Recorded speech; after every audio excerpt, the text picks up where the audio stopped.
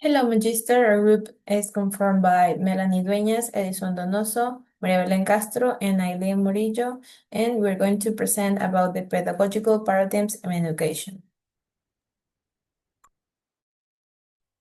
Okay, behavior is third does focus on observable behavior in tests as mental process. It suggests that learning happens through the interactions between a person their environment through the stimuli or response. John B. was introduced these perspectives and later Ivan Pavlov and Skinner developed underweight ideas of the classical unapparent timing. According to this charity, people's learning they associate actions with rewards or consequence.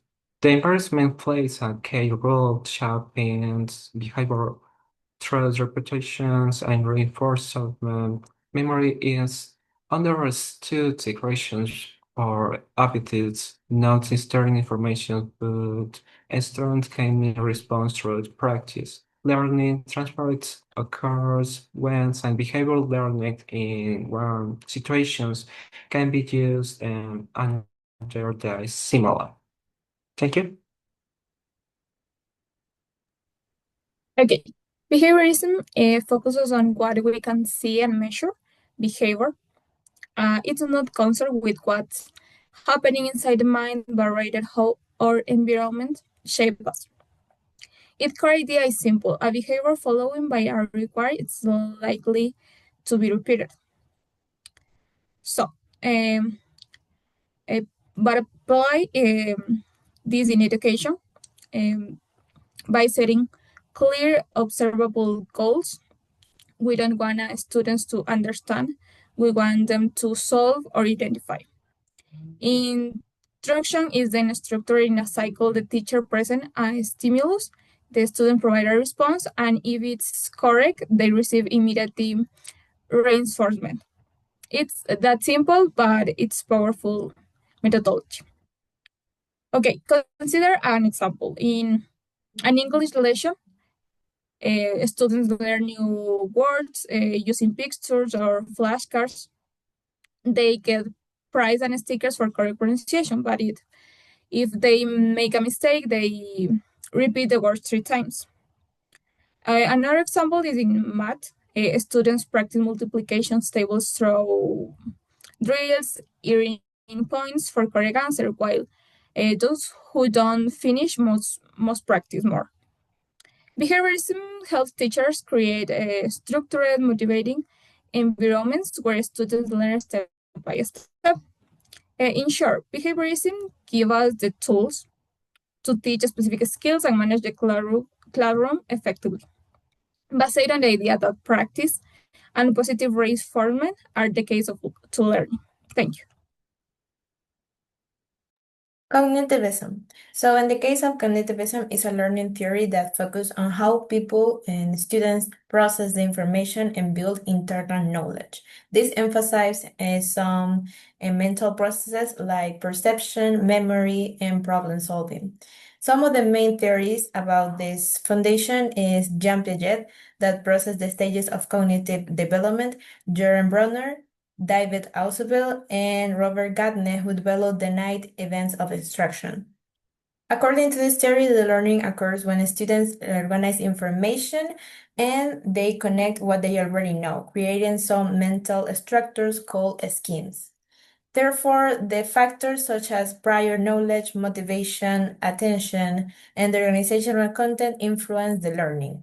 The memory plays a central role in this part because the information moves from short, long term to memory to process the encoding and practice. The transfers of learning happens when the learners understand the general principles and apply them to new situations, not just by rote memorization.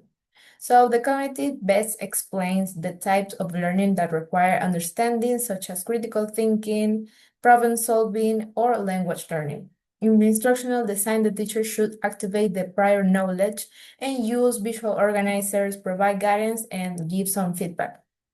So in the part of the example of the lesson plan, according to the GAD 9 steps, an effective lesson plan is gain the attention and ends the promoting of rotation. So we have an example of an English class about the simple past. The teachers could begin with a short video and then ask the students about what they did yesterday. They explain the grammar and guide the practice. And we'd finish with a short quiz or a writing activity. And in a science class, they can show a video, explain the water cycle, and then explain the stages, and the students draw and label their own diagrams. So in a conclusion, we can say that cognitivism teaches some learning is not about representing information or repeating information, but understanding and organizing, helping students to build the meaningful, lasting knowledge.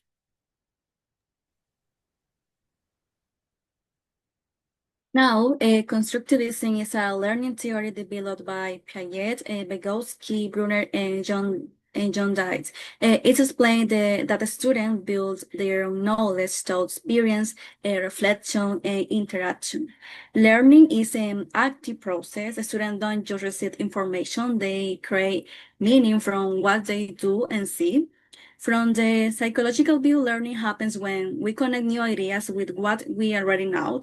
From the sociological view, interaction and cultures influence learning. For example, Vygotsky's ideas, the song of proximal development shows that we learn better when guided by others. Memory in this theory is reconstructive, meaning students remember by understanding and not memorizing. Learning transfer happens when learners can apply what they learn to realize situation. On the other hand, for instruction, teachers act as facilitator who guides a student through project exploration and reflection. Lesson should start from a student's prior knowledge and use real-world activities. For example, in a science class, a student can explore how water changes ice to steam and explain, describe their own city using drawings and presentation.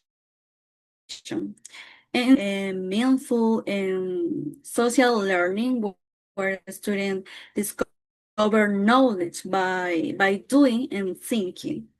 And now let's move on the next topic, please.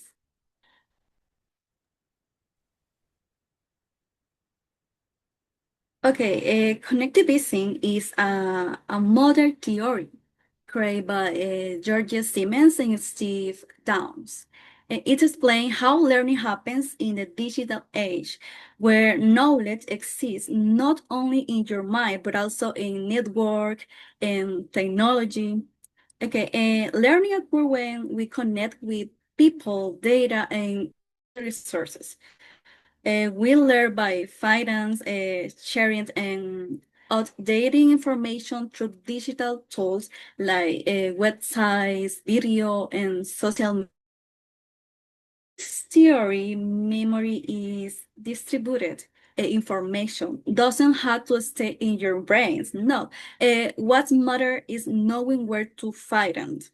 Okay, learning transferred happens when we can apply knowledge across different platforms or communities. The key principles are learning is a network process, and technology and collaboration are essential, and knowledge is always changing and growing. In teaching, cognitivism promotes autonomy, collaboration, and use of digital tools. For example, in a flipped classroom, a student watch a video lessons at home and use class time to discuss and practice and create projects. Um, or in a science lesson, they can explore an only situation before class and work together to their present their findings. Okay, and in conclusion, connectivism prepares the student for the modern world. It teaches them not just to learn information, but to connect, share, and keep learning in a digital environment. Thank you.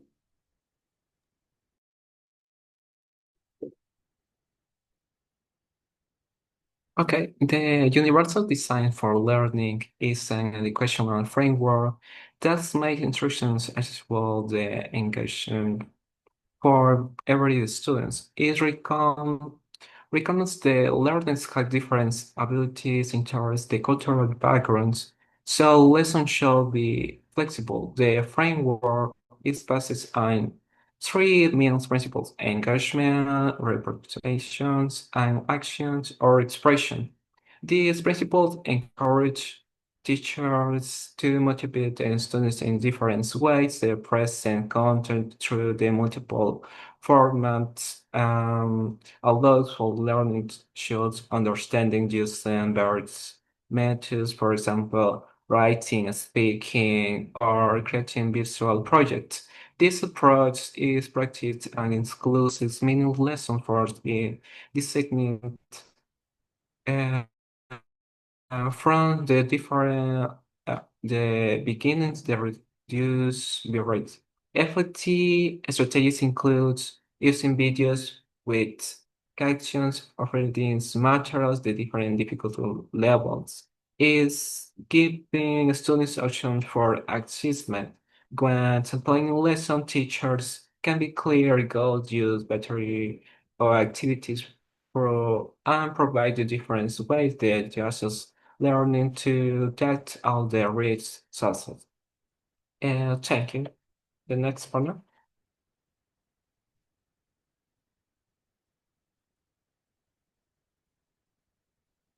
Okay, so differentiated instructions.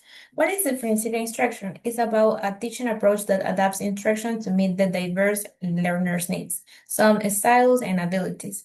It is important because students learn at different paces and they have a lot of methodologies for these cases. So in the strategies, we have four strategies. In the content, the process, the product, and the learning environment. In the content, we can have some activities like varied reading levels or materials. Then in the process, we can use flexible grouping and learning centers in the classroom. In the products, we can use some activities and have some posters or essays or presentations. And finally, in the learning environment, it's important to have an inclusive and flexible classroom that every student feel welcome.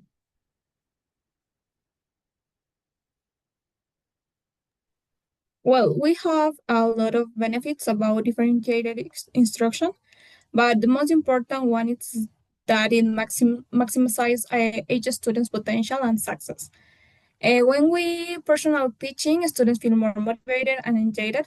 It's not about lowering but building a bridge so that everyone can reach the goal. So, some experts, such as Carol and Tom Lawson, defines it's a room to give us a student multiple ways to learn. It's not a recipe, it's a means that focuses on responding to diversity. Because key support this through the sociocultural theory, emphasize that the learning happens through interaction and scaffolding in the zone of proximal development. And other theories like Garden, with multiple intelligences, and brain researchers argue that differentiation respects how each brain learns differently. So finally, we implement this differentiated instruction um, with three things: content, process, and product. For example, instead of everyone writing the same essay, some can record a podcast or create a interactive presentation. It's about giving options, and in short, differentiated instruction is the key to truly inclusive and effective education. Thank you. Thank you, teacher.